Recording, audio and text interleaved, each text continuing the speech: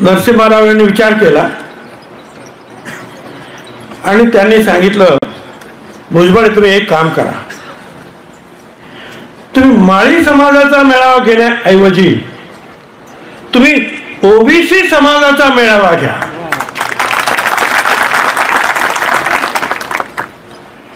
समाजाचे तो मेळावे प्रत्येक समाज घेतोय, पण ओबीसी समाजाचा मेळावा घ्या.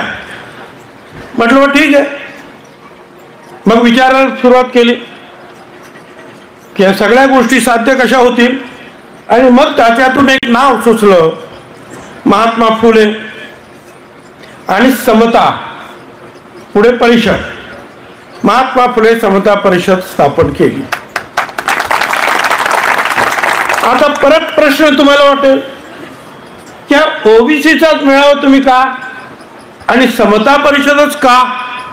यालाही उत्तर आहे. याला उत्तर असं आहे की या देशामध्ये 7-8 हजार जाती आहेत, पण डॉक्टर बाबासाहेब आंबेडकरांनी या सगळ्या जातींना 4 वर्गामध्ये आणलं. 4 वर्ग. कुठले आहेत ते 4 वर्ग? एक आदिवासी वर्ग, दुसरा आहे दलित समाजाचा वर्ग, दलित वर्ग, तिसरा एक ओपन आहे जे या वर्गात नाही, आणि आणखीन एक जो आहे चौथा तो आहे ओबीसी. म्हणजे तुम्हाला सगळ्यांना जे आहे ओबीसी या वर्गामध्ये संविधानानं बाबासाहेब आंबेडकरांच्या आपल्याला बांध. आता भारत सरकारला सुद्धा किंवा राज्य सरकारला जर काही तुम्हाला द्यायचं असेल तर ते ओबीसी म्हणून देणार, आदिवासी म्हणून देणार, दलित म्हणून देणार, ओपन मध्ये देणार. पण आपल्याच एवढ्या जाती आहेत. आता मी सांगितलं माळी समाजाच्या एवढ्या जाती, मग परत वंजारी समाजाच्या किती, धनगर समाजाच्या किती, मग सोनार, लोहार, कुंभार, भटके, विमुक्त, 450 जाती आहेत. प्रत्येकाने काही देणं शक्य नाही, म्हणून एक वर्ग त्यांनी तयार केला. त्यामुळे आपल्याला आरक्षणासाठी मी ज्या वेळेला पक्ष सोडला आणि काँग्रेसमध्ये आलो तेव्हा म्हटलं हे आरक्षण तर आपल्याला मिळालं पाहिजे. म्हणजे आरक्षण हे माळी समाजाला म्हणून मिळणार नाही, ते मिळणार ओबीसी समाजाला. आणि मग त्याप्रमाणे पुढे आपल्याला कल्पना आहे की ज्याला महात्मा फुले समता परिषदेचा मोठी रॅली झाली. उन्हातानामध्ये 1 लाख लोक बसले असतील. 7 तास मांडीला फोड आले होते लोकांचे. मी मंत्री होतो त्यावेळेला शरद पवार मुख्यमंत्री होते, सीताराम केसरी, विलासराव देशमुख, शिवाजीराव देशमुख, अनेक मंत्री ह्या जालन्याच्या स्टेजवर बसलेले होते. आणि मग तिथे मी मागणी केली समता परिषदेने की आमची मागणी एकच आहे. व्हीपी सिंग साहेबांनी जो मंडल आयोग ऍक्सेप्ट केलेला आहे, स्वीकारला आहे, त्या मंडल आयोगाच्या प्रमाणे आरक्षणाची अंमलबजावणी महाराष्ट्रामध्ये आपण ताबडतोब करावी. आणि मग सगळ्यांची भाषण झालं. मग पवार साहेबांनी सांगितलं की एवढी लोक तुम्ही उन्हातान्हात बसले, 1 महिन्याच्या आत मी या आरक्षणाची अंमलबजावणी महाराष्ट्रामध्ये करणार. आणि त्याप्रमाणे त्यांनी ती केली. मग त्याच्यामध्ये भटके विमुक्त आले, त्यांना आपण जे खरं म्हणजे 30% आपल्याला आरक्षण त्यावेळेला त्यांनी दिलं 27च्या पुढे जाऊन.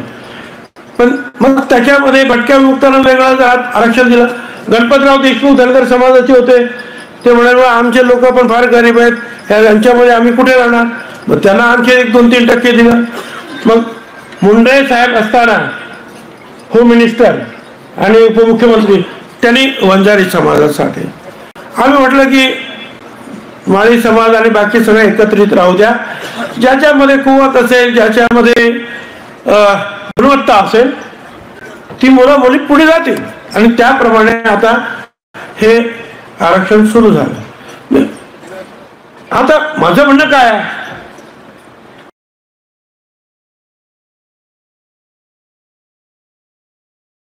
आपण वेळेला अनेक वेळेला असं काही आरक्षण सुरू घेतलं. मंडल आयोगाच्या बाबतीमध्ये हेच झालं. सुप्रीम कोर्टामध्ये केस लढावी लागली. 9 न्यायाधीशांनी त्याच्यावर शिक्कामोर्तब केलं की ओबीसींना दिलेलं आरक्षण मंडल आयोगानं हे बरोबर आहे. प्रत्येक वेळेला आपल्याला काही द्यायचं झालं ओबीसींना की ताबडतोब लोक कोर्टात जातात आणि मग कोर्टामध्ये असलेले न्यायाधीश महोदय विचारतात की मग तुम्ही लोक किती आहात, कशावर तुम्ही एवढे तेवढे आहात. म्हणून आम्ही त्यांना सांगतो की 1933-31 सालामध्ये जे आहे ब्रिटिशांनी जनगणना केली त्याला 54% ओबीसी होते. आता संख्या वाढली, लोकसंख्या वाढली, आता इतरांची वाढली, यांची पण वाढली, त्यामुळे 54% आमचे आहेत. मंडल आयोगाने तेच सांगितलं, त्या 54% आमचे जर आहे तर आम्हाला देण्यात यावं. वारंवार ही लढाई चालते. 2010 मध्ये समीर भुजबळ खासदार होते आणि समता परिषदेतर्फे आपण सुप्रीम कोर्टात गेलो की मग एक काय चाललं की प्रत्येक वेळेला काही द्यायचं झालं की ताबडतोब का तुम्ही किती आहात सांगा. आता आम्ही किती वेळा सांगायचं आम्ही किती आहेत आणि काय पुरावा द्यायचा. मग जनगणना तरी करा. सुप्रीम कोर्टात आम्ही गेल्यानंतर सुप्रीम कोर्टानं केंद्र सरकारला विचारलं की सांगा याच्यावर काय उत्तर आहे. त्यावेळेला मी समीरला सांगितलं तू आता खासदार आहे, तू पार्लमेंट मध्ये उभा राहा, प्रश्न उठव. समीरनं प्रश्न उभा केला. ताबडतोब गोपीनाथराव मुंडे त्यांच्या मदतीला आले आणि दोघांनी मिळून जे आहे मग मायावती, लालू प्रसाद यादव, अमुक तमुक सगळे म्हणून ओबीसी लीडर सगळ्यांना भेटले आणि 100 खासदार उभे राहिले. ही जनगणना झाली पाहिजे. पवार साहेबांनी त्यावेळेला मंत्री होते कॅबिनेटमध्ये, त्यांनी सुद्धा सांगितलं अरे एवढे बाबा उभे राहिले तर करायला पाहिजे. प्रणब मुखर्जींनी येऊन सभागृहात सांगितलं पार्लमेंट मध्ये की आम्ही जनगणना करणार ओबीसीची. आणि त्यामुळे आम्ही सुप्रीम कोर्टातून आपली केस मागे घेतली आणि तिथे खरं म्हणजे परत एकदा फसवलं गेलं. कारण जनगणना जी दशवार्षिक होते ती सेन्सस कमिशनर करतात. चुकीची माहिती दिली तर सजा आहे. यांनी काय केलं, तिकडे नाही दिलं ते काम, गावातलं काम ग्रामविकास खात्याला दिलं राज्याच्या आणि शहरातलं काम युडीला दिलं. आणि ती पण माहिती आली 2016 मध्ये आणि आपण 2016 पासून परत हा घोळ सगळा सुरू आहे. मध्ये सुप्रीम कोर्टामध्ये ते एक न्यायाधीश होते, त्याचं नाव विसरलो बाबा मी, पण त्यांनी सांगितलं जनगणना नाही, काही नाही, तुम्ही काय करता, अमुक नाही. आणि आपलं आरक्षण काही नगरपालिकांमध्ये नाही झालं. आमचं म्हणणं असं आहे की एक तर जनगणना करा की आम्ही 54% आहोत याच्यावर तुम्ही शिक्कामोर्तब करा. बरं, एक कशासाठी आपल्याला पाहिजे, फक्त राजकारणासाठी? होय, राजकारणासाठी पाहिजे, पण त्याहीपेक्षा ते पाहिजे असं आहे की दलित समाजाला भारत सरकार आणि राज्य सरकार या दोघांकडून फार मोठा निधी मिळतो. मग त्यांच्या वस्त्यांमध्ये रस्ते, घर, आरोग्य, शिक्षण सगळ्यांसाठी मोठा पैसा मिळतो. चांगली गोष्ट. आदिवासी समाजाला सुद्धा मिळतो. तसाच ओबीसीला मिळत नाही. मग सुमित्रा महाजन खासदार होत्या, त्यानंतर लोकसभेच्या अध्यक्ष झाल्या. 16 खासदारांची कमिटी त्यांच्या अंडर काम केलं. त्यांनी पण सांगितलं की यांची परिस्थिती वाईट आहे, परंतु डाटा नाही ओबीसीचा, तो आम्हाला सेन्सस कमिशनरने द्या. दुसरी कमिटी आली, मनमोहन सिंग, त्याच्यामध्ये चिदंबरम मेंबर, पवार साहेब मेंबर. त्यांनी अभ्यास केला, सांगितलं वाईट परिस्थिती आहे, यांना मदत करायला पाहिजे, पण डाटा नाही. त्यांनी परत सेन्सस कमिशनरला सांगितलं. हा असा सगळा खेळ जो आहे हा सुरू आहे. आणि तो सगळा होत असतानाच मध्येच आणखीन मग आता मी मराठा समाजाच्या विरुद्ध नाही, मराठा समाजाला वेगळं आरक्षण द्या एवढंच माझं म्हणणं आहे. पृथ्वीराज चव्हाणांनी ठराव मांडला, मी पाठिंबा दिला. फडणवीसांनी ठराव मांडला, मी पाठिंबा दिला. मुख्यमंत्री शिंदेनी ठराव मांडला, मी पाठिंबा द्या त्यांना वेळ. माझं म्हणणं का, 374 जाती एकाच ठिकाणी आहे, त्याच्यामध्ये तुम्ही आलात तर तुम्हालाही काही वाटायला येणार नाही, आम्हाला काही वाटायला येणार नाही. म्हणून तुम्ही वेगळं घ्या. बरं, 1-2 वर्षापूर्वी आपल्याला आठवत आहे मराठा समाजाचे 58 मोर्चे निघाले, त्याप्रमाणे गुजरातमध्ये सुद्धा निघाले पाटीदार समाज, पुढे राजस्थान गुजर समाज, हरियाणामध्ये जाट समाज, आंध्रमध्ये कापू समाज, त्यांचे मोर्चे निघाले. मग मोदी साहेबांनी काय केलं, 10% EWS विकर सेक्शन साठी आरक्षण दिलं. ते सुप्रीम कोर्टाने अपहेड केलं. आता त्याच्यामध्ये ते आरक्षणामध्ये ही जी मंडळी वरती सांगितली, गुजरात पासून राजस्थान आणि हरियाणा आणि आंध्र, सगळे ही सगळी त्याच्यामध्ये समाधान पावली. इथे सुद्धा सरकारी आकडा आहे की या 10%मध्ये 8.5% केवळ मराठा समाजाचे लोक आहेत. आनंदाची गोष्ट आहे. खरं म्हणजे त्यांचे आंदोलन थांबली आणि यांचं आंदोलन परत सुरू की आम्हाला ओबीसी मध्येच द्या. म्हटलं अरे ते थांबले, तुम्हाला 10% मध्ये 8%, तुम्हाला 8.5% तुम्हाला मिळाल, ते नाही. मग ठीक आहे, आणखीन 10% तुम्ही वेगळं आरक्षण घ्या. पण आमचा हा गडी जो आहे जालन्याचा आंबेडकर, तुम्हाला कल्पना हे काय ऐकायला तयार नाही, ऐकायला तयार नाही म्हणजे त्याची माहितीच कमी आहे. आरक्षण कशासाठी आहे असं म्हणून चालत नाही. माझ्या लेकरा बाळांना काय होईल, माझ्या लेकरा बाळांच्या कल्याणासाठी, ह्या समाजाच्या कल्याणासाठी आम्हाला आरक्षण पाहिजे. अरे बाबा, आरक्षण मिळाल्यानंतर 100% ताबडतोब नोकऱ्या लागतात, हे कोणी सांगितलं?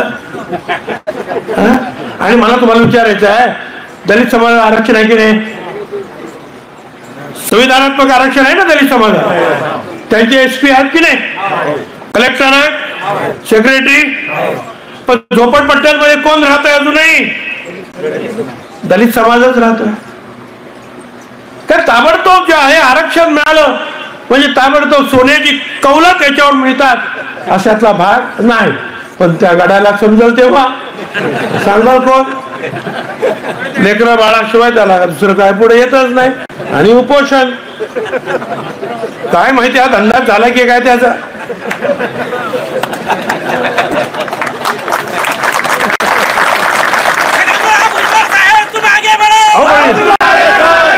मी आगे बढ़तो पण आप बरोबर आहो.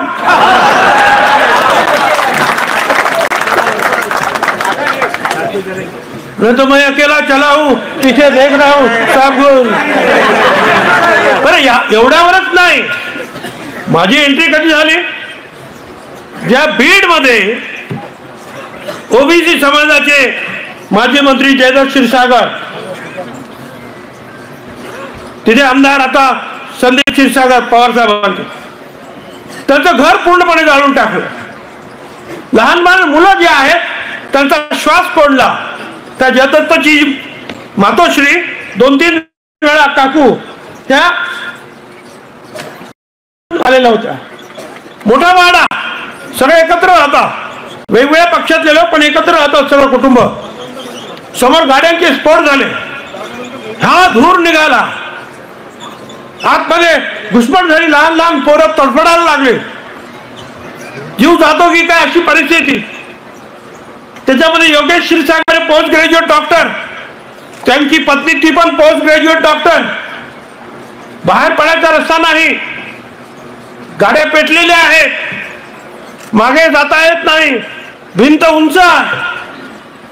4-5 मुस्लिम मुलं नमाज पढ़ायला निघाली होती.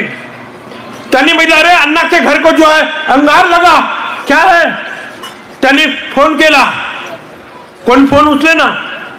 शेवटी त्या डॉक्टर असलेल्या योगेश क्षीरसागरच्या पत्नीला फोन लागला. क्या हो गया भाभी, क्या हो रहा. अरे ऐसा ऐसा है, बच्चे तड़प रहे हैं, धुआं इतना रहा है कि हम ना आगे जा सकते ना पीछे. त्या मुलांनी नमाज सोडला, नमाजला गेले नाहीत. मागच्या बाजूनी गोविंदा केला, भिंतीवर चढले. इकडून त्या महिलांनी खुर्ची ठेवली, खुर्चीवर एक महिला उभी राहिली, त्यांची मुलाचे पाय धरले, वरती केलं, वरती हात ओढून घेतले आणि त्या मुलांना मुस्लिम समाजाच्या मुलांनी घरी घेऊन गेले. ही माणुसकी. नमाज जरी त्यांनी टाळला तरी वरच्या त्यांच्या परमेश्वराने अल्लानं त्यांना मोठा आशीर्वाद दिला असणार. याच्यापेक्षा आणखी चांगलं काय असू शकतं. पण ही परिस्थिती झाली. आमच्या कार्यकर्ते म्हणतात हॉटेल जाळलं, प्रकाश सोळंकी त्याचं घर जाळलं, अमरसिंग पंडित हे दगडफेक, सुभाष राऊत हा म्हणजे भुजबळांचा कार्यकर्ता. फार राख रांगोळी म्हणजे काय ते तिथे गेल्यावर कळलं. एक एक एक गोष्ट राहिली, राख म्हणजे राख. प्रत्येक ठिकाणी 400, 500 लोकांनी हल्ले केले. एकच गट नव्हता. प्रकाश सोळंकी 30 किलोमीटर लांब, तिथे हल्ला करणारा एक गट, प्रत्येक घरावर एक एक गट, त्याला परत कोड नंबर दिलेले. आणि मग कोड नंबरवरून कुठे आहात तुम्ही, नाही 5 नंबरचं काम झालं, तुम्ही कुठे आहात, 12 नंबरवर. अशा रीतीने सगळी चर्चा. मला जेव्हा कळलं मी म्हटलं तोंडच मोठे काय चाललंय. आमदारांची घरं पेटवली जात आहेत आणि आपण गप्पा कसं बसणार. आणि म्हणून मी गेलो आणि प्रत्यक्ष ते पाहिल्यानंतर मात्र मग मी सांगितलं आता गप्पा बसणार ना. आणि मग तुम्हाला सांगतो 16 नोव्हेंबरला मी माझ्या मंत्रीपदाचा राजीनामा दिला. 16 नोव्हेंबर मागच्या वर्षी, या वर्षी नाही, ह्या नोव्हेंबर मागच्या 16 नोव्हेंबरला राजीनामा दिला. 17 नोव्हेंबरला आमच्याकडे अकोल्याला जाहीर सभेला गेलो. पण मला सारखा फोन येत होता, मुख्यमंत्री आणि उपमुख्यमंत्री राजीनामा जाहीर करू नका. मी नाही केला. लाखाचे 2-2 लाखाचे मोर्चे झाले आणि सांगितलं आम्ही सहन करणार नाही. ओबीसीच्या हक्काच्या रक्षणासाठी शेवटपर्यंत लढू. त्यावेळेला मंत्रीपदाचा राजीनामा दिला. म्हटलं पाहिजे तर आमदारकीचा राजीनामा घ्या, पण मी लढल्याशिवाय राहणार नाही. आज 35 वर्ष मी ओबीसी साठी लढतोय, समाजासाठी लढतोय. बरं आम्ही कुणा समाजाच्या विरुद्ध नाही. वेगळं आरक्षण द्या एवढंच आम्ही सांगितलं. त्याच्यावर तुमची एवढी दहशत. लोकांना मारलं जात आहे, नाभिक समाजाला मारलं जात आहे, कुंभार समाजाला मारलं जात आहे, जाळपोळ केली जाते. अशा वेळेला फक्त तुमची ताकद हीच या सगळ्या लोकांना वाचवू शकते, गोरगरिबांना. त्यासाठी तुम्ही सगळ्यांनी एकत्र येण्याची आवश्यकता आहे असं माझं म्हणणं आहे.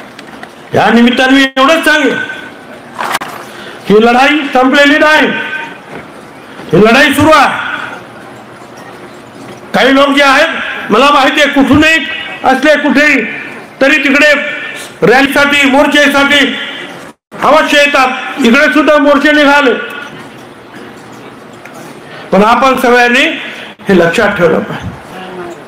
मला माझ्यासाठी आरक्षण नको आहे, माझ्या मुलांसाठी आरक्षण नको आहे. अरे पण मला माहिती आहे की आमच्या पाठीमागे जे करोडो लोक जे आहेत गावकुसामध्ये आहेत की त्यांना आज आरक्षणाची गरज आहे, त्यांना मदतीची गरज आहे, त्यांना शिक्षणाची गरज आहे. म्हणून आपल्या शिकलेल्या माझ्या मुलांना आणि मुलींना सुद्धा सांगतो मी, कारण नाहीतर आपण शिकलो म्हणजे त्या समाजामध्ये जायचंच, आपण शिकलो म्हणजे त्या समाजामध्ये जायचंच नाही. दलितांमध्ये सुद्धा असं दलित समाजाचेच लोक टीका करतात मग की आमच्यामध्ये सुद्धा दलित ब्राह्मण तयार झाले, शिकले, गेले, ते परत काय आमच्याकडे आले नाही. आपण असं करू नका, कुणीच असं करता करू. आपण ज्या समाजामधून पुढे आलो, काय कमी होतं बाबासाहेब आंबेडकरांना? करोडो रुपये कमावले असते ना त्यांनी, करोड अब्बो, पण ते सगळं सोडलं त्यांनी. महात्मा फुले काय कमी होत? त्यांचा स्वतःचे उद्योग होते, पुन्हा कन्स्ट्रक्शन कंपनी होती. कात्रजचा घाट बोगदा त्यांनी तयार केला. खडकवासला धरण, अनेक ब्रिज त्यांनी बांधले त्यांच्या सहकार्याने. आताचं जे छत्रपती शिवाजी महाराज स्टेशन त्यांनी बांधलं त्यांच्या सहकार्याने. समोर असलेली मुंबई महानगरपालिकेची इमारत, टाइम्स ऑफ इंडियाची इमारत त्यांनी बांधली. सगळ्या भारतामध्ये सोन्याचे जे शिक्के बनवण्याचं काम फक्त महात्मा ज्योतिराव फुल्यांकडे होतं. एक वेळ अशी होती, ध्यानात ठेवा, एका वर्षाचं बॅलन्स शीट असं होतं की टाटा पेक्षाही महात्मा फुले कंपनीचं बॅलन्स शीट मोठं होतं. सगळे पैसे जे आहेत त्या तुम्हासाठी त्यांनी दिले. दलितांना शिकव,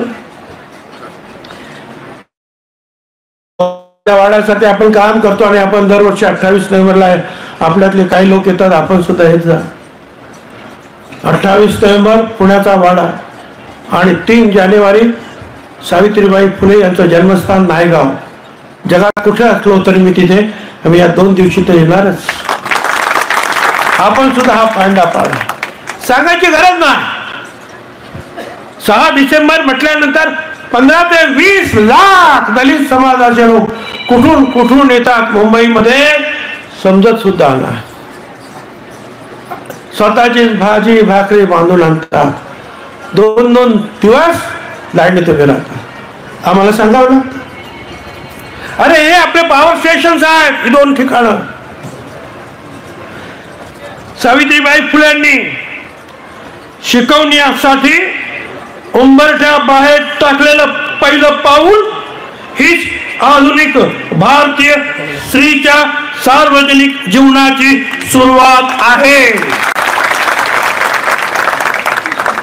मुलींना, महिलांना घरात नाही, त्यांना सुद्धा आपल्या बरोबर.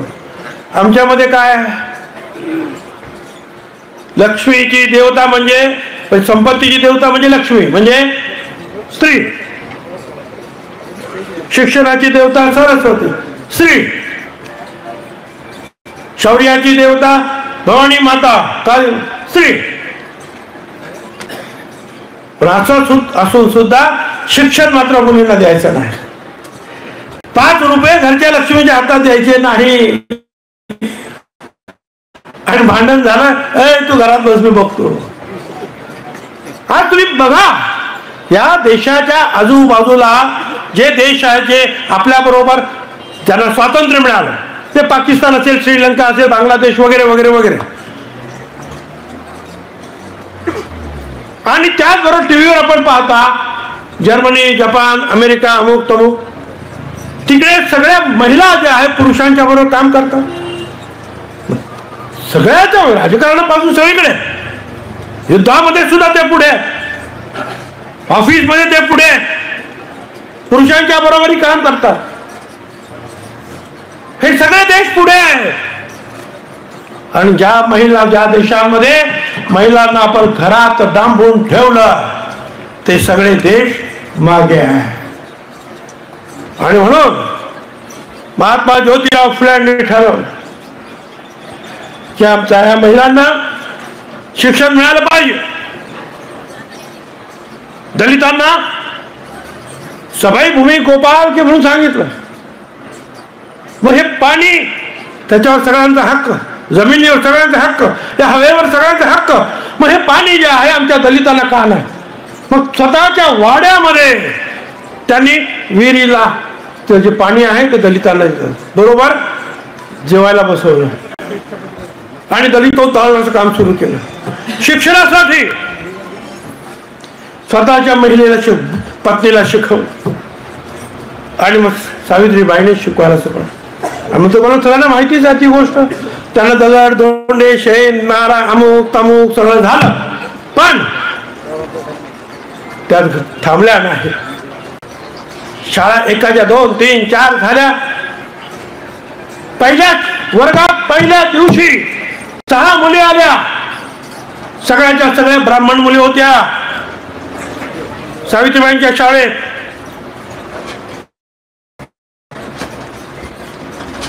एवढंच नाही, त्यावेळा ब्राह्मणांच्या मध्ये केश वपन कोण करायचं? पती गेल्यानंतर ब्राह्मण समाज. केश वपन करायचं नाही, नाव्यांचा संप घडून आणला महात्मा फुले सावित्रीबाई फुलेंनी. एवढंच नाही, काही परित्यक्ता मतींवर महिलांना अत्याचार झाले, ते गर्भवती राहिल्या, विहिरीमध्ये उड्या घालायचे. महात्मा फुले सावित्रीबाई फुलेंनी पोस्टर छापले अशा हाताने लिहून आणि दिले सगळीकडे. काय?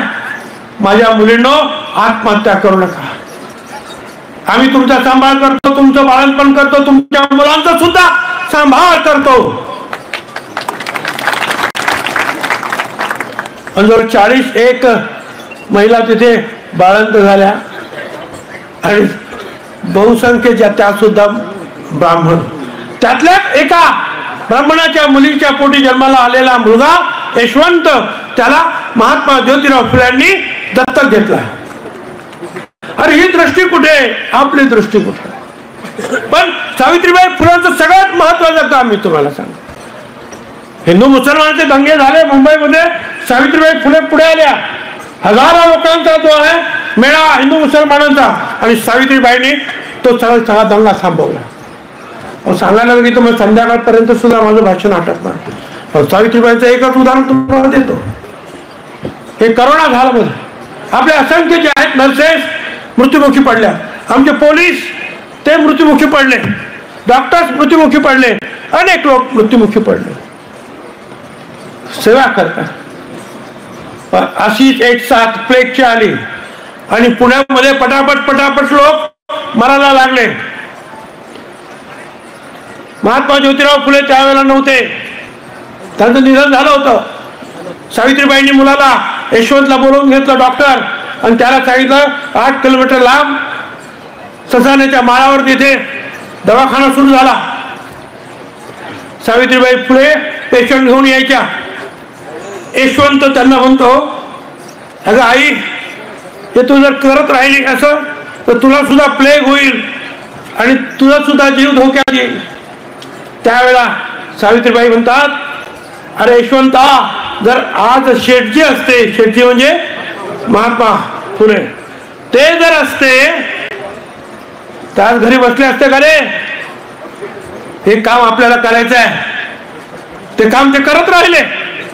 सावित्रीबाई पांडुरंग गायकवाड नावाच्या एका तरुणाला प्लेग झाला दलित वाड्यातून. त्याला त्यांनी पाठीशी घेतलं. 8 किलोमीटर सावित्रीबाई पळत गेली, 8 किलोमीटर, पण दवाखान्यात त्याला दिलं. आणि त्यातच सावित्रीबाईला प्लेग झाला आणि निधन झाले.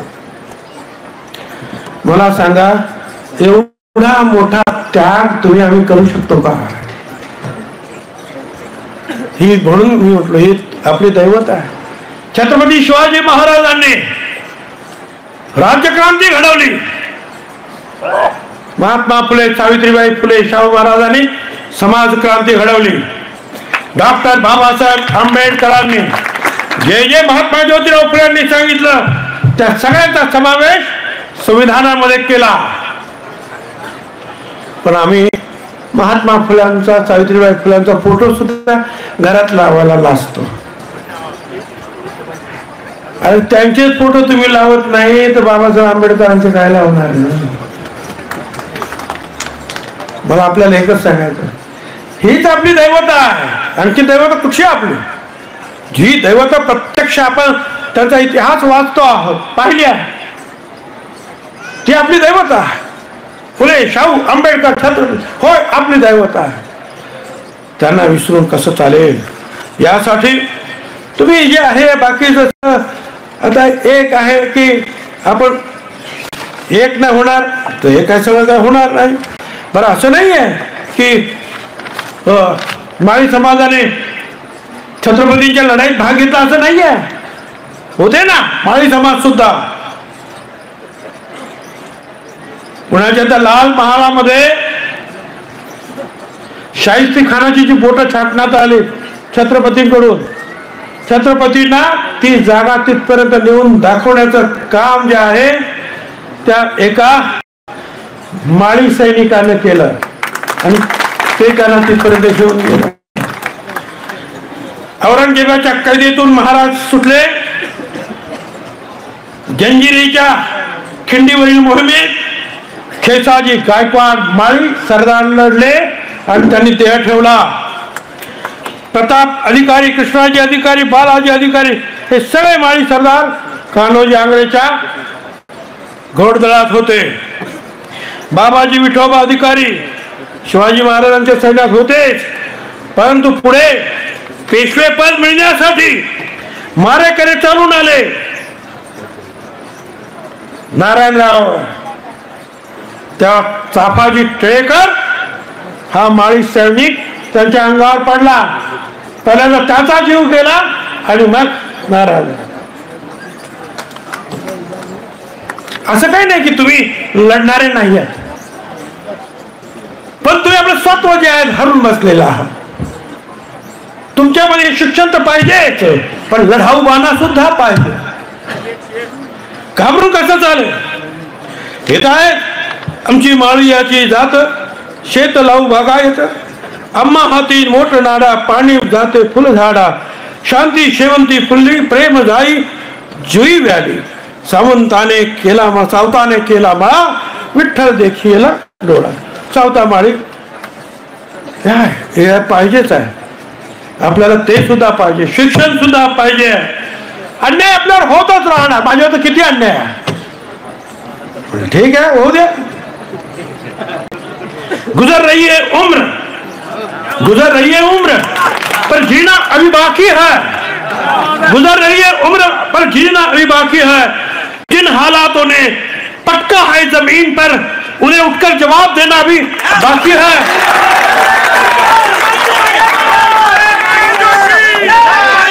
वक्त को करने दो अपनी मनमानी, वक्त को करने दो अपनी मनमानी, मेरा वक्त आना अभी बाकी है.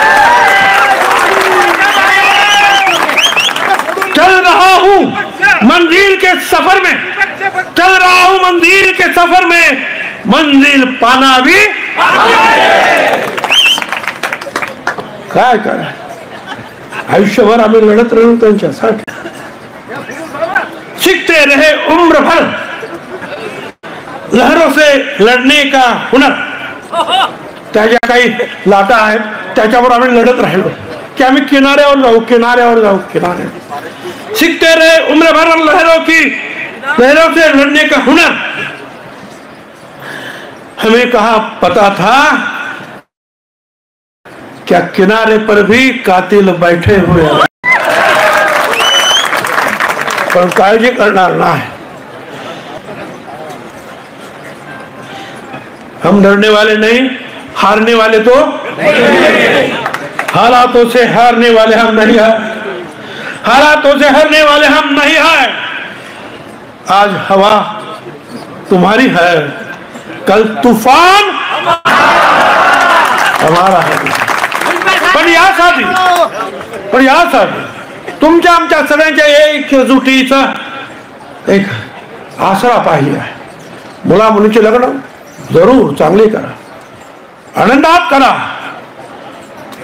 पण तेवढंच आपलं काम नाही.